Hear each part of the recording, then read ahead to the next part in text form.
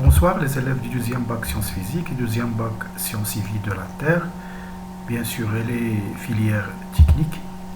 On va continuer toujours avec la correction de l'examen blanc Ariha 2018. On va passer à la vidéo numéro 4. Donc à partir de cette vidéo, on va traiter le problème de l'examen. Donc le problème partie 1. Donc l'énoncé de la partie 1 est soit j'ai la fonction numérique définie par g de x égale x plus 1 plus x moins 1 ln de x plus 1. La première question, on veut montrer que quel que soit x appartient à moins 1 plus l'infini, g' de x égale 2x sur x plus 1 plus ln de x plus 1. Puis on va montrer que g est décroissante sur l'intervalle moins 1, 0 et croissante sur l'intervalle 0 plus l'infini. Tout cela pour déduire que g de x est strictement positif. Donc, on commence par la dérivée. Premièrement, on va écrire g est dérivable sur l'intervalle moins 1 plus l'infini. Donc, on doit prendre un x appartient à l'intervalle moins 1 plus l'infini. On calcule la dérivée. Donc, g' de x est égal ceci prime. La dérivée de x égale 1, la dérivée de 1 est égale 0. Et plus c'est un produit, l'autre c'est un produit, donc la première prime fois la deuxième, plus la première fois la deuxième prime. Donc la dérivée de x moins 1, la dérivée de x est 1, la dérivée de 1 est 0, donc ça va donner 1. Donc 1 plus ln de x plus 1. Et la dérivée de ln prime de x plus 1, c'est ln prime de u. Ça va donner u prime sur u, ça veut dire x plus 1 prime sur x plus 1. La dérivée de x plus 1, c'est 1. Cela va nous donner 1 plus ln de x plus 1 plus x moins 1 sur x plus 1.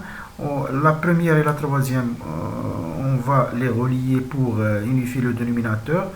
Et enfin, ça va donner 2x sur x plus 1 plus ln de x plus 1. C'est ce qu'il fallait démontrer. Maintenant, on va étudier la monotonie à partir de la dérivée de g. Donc, on a deux intervalles. Et on remarque que g' de x se compose de deux parties. On va étudier le signe de chaque partie. Donc sur le premier intervalle, moins 1, 0. Donc on a x est comprise entre moins 1 et 0.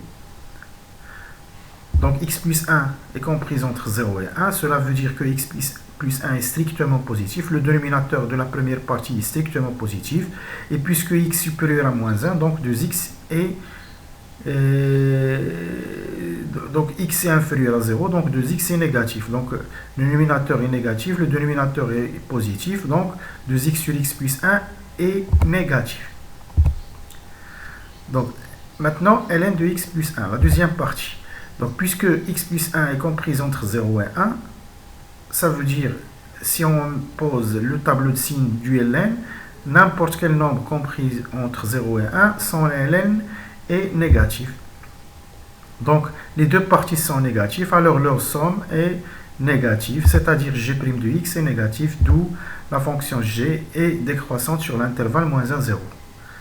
Maintenant, sur l'autre intervalle, sur l'intervalle, on va faire la même chose. X appartient à l'intervalle 0 plus l'infini. On va commencer l'encadrement. Donc, x supérieur égal à 0, cela veut dire que x plus 1 est supérieur égal à 1, c'est-à-dire x plus 1 est positif, est strictement positif. Donc le dénominateur est strictement positif.